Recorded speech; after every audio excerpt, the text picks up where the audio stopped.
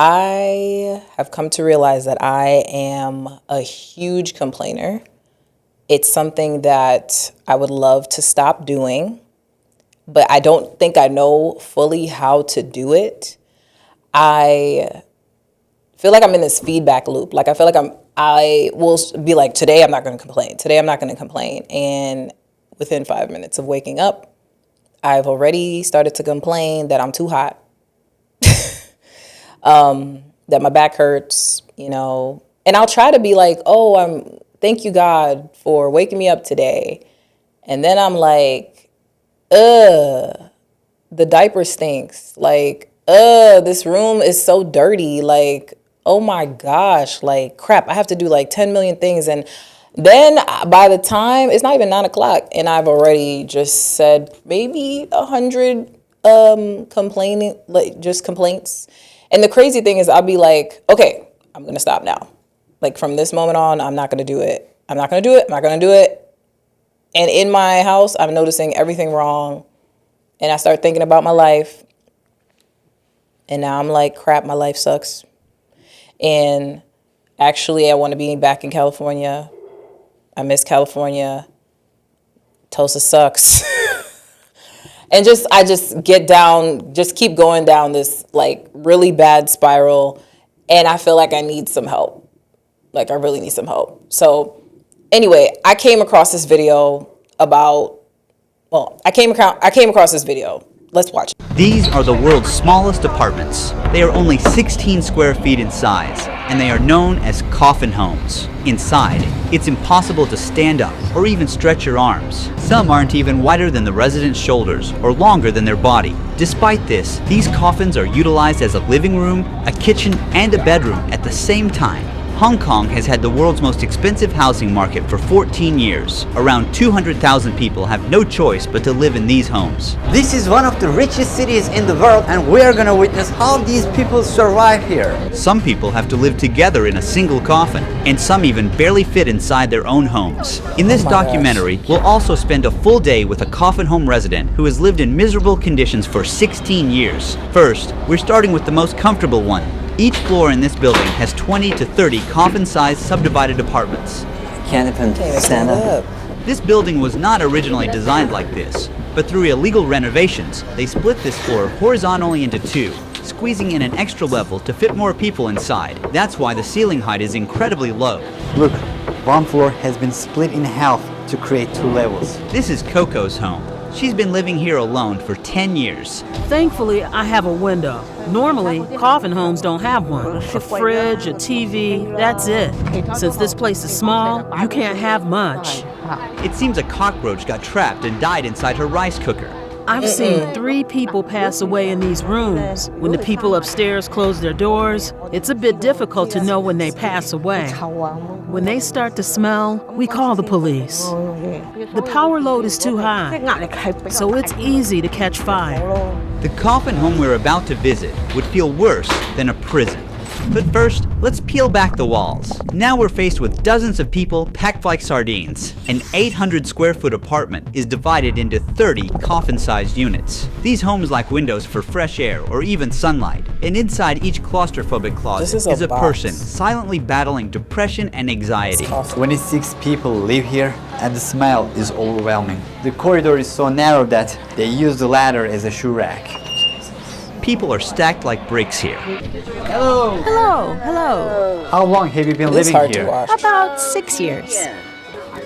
Oh, there's one more guy here. So you stay together? Yes, Is he your husband? my boyfriend. They live in a space where even one person can hardly fit. Along the walls, hooks hold clothes, bags, and personal items. One side of the headboard doubles as an all-purpose shelf, while the door is packed with electronics and cables. Cleaning supplies and bottles are stored at the bottom. Their trash, the towel they use, fast food packaging, all within inches of the pillow they lay their head on. Because there is no window here, they use a fan to cool down. She has a short haircut to prevent herself from getting too hot in the coffin homes. You don't have ventilation, and the air quality is bad here. How do you live like this? I don't mind, whatever. How do you change your clothes in such a small place? I have to bend and twist. It takes 10 minutes. What is it like to live here? It's difficult. Lots of things bite you. Look, What is this? Bed bugs. This is a huge problem. Yeah, biting me all over. They're everywhere. Look how many I caught. They suck blood. Bed bugs can cause people to get anemia by biting them. They are very common pests in subdivided apartments. A female bed bug can lay up to 500 eggs in her That's so much. lifetime. The bed bugs are here. Oh, can you see them? Ms. Lee went out to get some fast food and came back. She grabs a chair, and their tiny bed turns into a dining table for a moment. In these homes, the internet is almost as important as electricity and water. For most residents, their cell phones are all they have in terms of entertainment. What is your job? I'm a part-time cleaner. How much do you earn per month? $650 US. How much is the rent for your unit? $320 US per month. So half of your income goes to this 16 square feet unit. I don't have anywhere else to live. People who live at the lower levels of the coffin homes are luckier because they can use this area for storage. They can put their shoes, hang their clothes. It's like extra space, but the ones on the upper level are... Okay. I'm not going to watch the whole video, but that video is so hard for me to watch. Like, I'm trying not to cry because, like, it puts things into perspective. It's like, what am I complaining about? Like, that woman is living with bed bugs all over her. They live in not even the size of a closet. Like, my closet at my house is bigger than their apartment. Like, see, when I watched this video before, because I only seen it one time before, it was hard then. It's even harder to watch now because it just makes me think to myself, what am I doing? I am complaining that my shoe is in the way and I tripped over it. I have shoes. I have a whole closet. I could put all my shoes in it. I don't have bed bugs crawling all over me. That lady's leg is full. Look at, like, infection. There was like a bigger guy in the beginning of the video, could barely even fit into where he was. And as the video continues, there's a big guy that doesn't even have a mattress because he can't fit in a mattress in there, and he's trying to avoid bed bugs. Like, what are we complaining about? Like, what am I feel like it made me feel super grateful for the things that I do have, and it makes me want to complain even less. And I think any time where I feel like I'm about to go off and just complain about my entire life, that I need to come back to this video.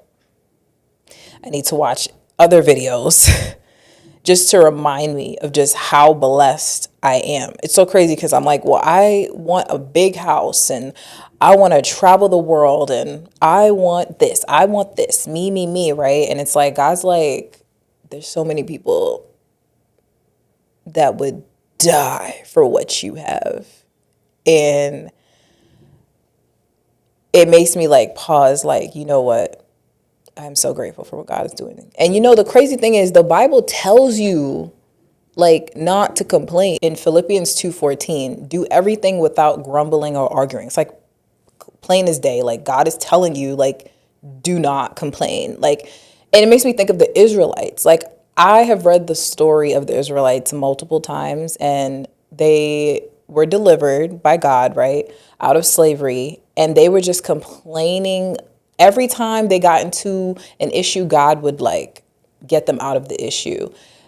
He parted the sea for them and freed them from slavery, and then something like bad would happen and they would just go back to like complaining and complaining and complaining. And it was like, didn't God just rip the sea open for you? And I feel like I do this. I feel like it's like, didn't God, like, you, when you thought you were about to like have no money, because like years ago I lost my job, and it's like, oh my God, I don't want to be homeless, and God came through every time, like every time. But then I was back to complaining again about like trivial things. And it just made me think about the Israelites and how they just continued to complain even when God like provided them with food. He created food out of nothing. Like, he would do these things all the time. It's like God showed you who he is. God was it's so powerful, and he showed all those things, and they were still doing it. And so like watching this video, it's like, how dare you? Like, it's just a reminder, like, and the thing is, like, complaining, it's so easy to do. Like, I feel like for me, it's become a pattern. So because I'm so used to doing it, it's so easy to like do it. And sometimes I'm doing it and not even realizing I'm doing it. I'm like, yo, that's all you're doing is complaining about everything. And so like, what's helpful to me is reading the Bible and like seeing what does God say about complaining. And it literally tells you, like, Proverbs has a bunch of verses that tells you like why you shouldn't complain. And so if you forget, these might be good reminders. Proverbs 15:18 says, a hot-tempered man stirs up strife, but he who is slow to anger quiets contention.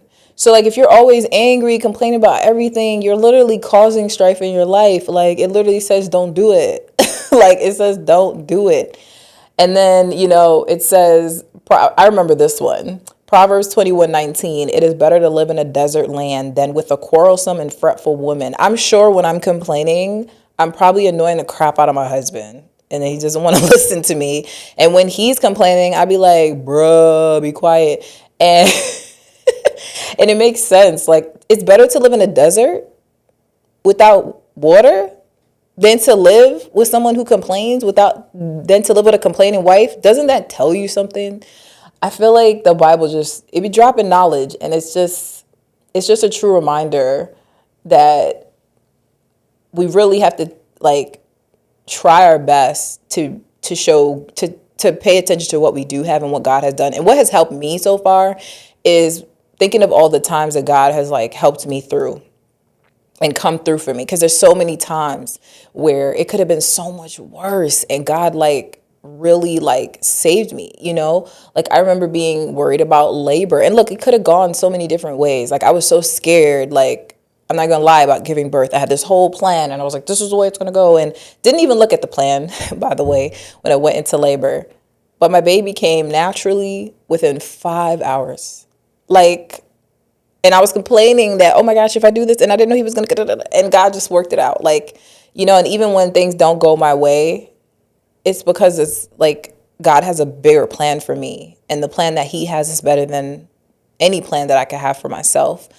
And it's just a good reminder. Just like in Proverbs 10, it says, a joyful heart is good medicine, but a crushed spirit dries up the bones. That makes so much sense. Like, if you want to be around people who are happy and jovial, like, we don't typically want to be around the friend that's always complaining about this, this, that, and the third. We don't typically want to be around the girl, for example, that's complaining about the man for the 100th time. You'd be like, just stop being with him, just leave. So it makes sense, to be around people with joyful hearts. So I want to end today's video with this last verse. Philippians 4:8-9 says, and now, dear brothers and sisters, one final thing. Fix your thoughts on what is true and honorable and right and pure and lovely and admirable. Think about things that are excellent and worthy of praise. Keep putting into practice all you learned and received from me, everything you heard from me and saw me doing. Then the God of peace will be with you. God will give you peace. Focus on what is good and pure. And that's what helps me. Like, on days when I find myself and I'm aware of it, I'm like, oh, look at my son. He's becoming this cool little amazing human being. He's 1 year old. And wow, like, look at my husband. Like, he makes me laugh. He's so funny. And wow, I have food every day. Like, and wow, I have a really like nice bed, and I have somewhere to sleep, and God is with me. That's true. And when I think of all these things, that's when the peace that he has for me is shown to me, and I can truly be grateful.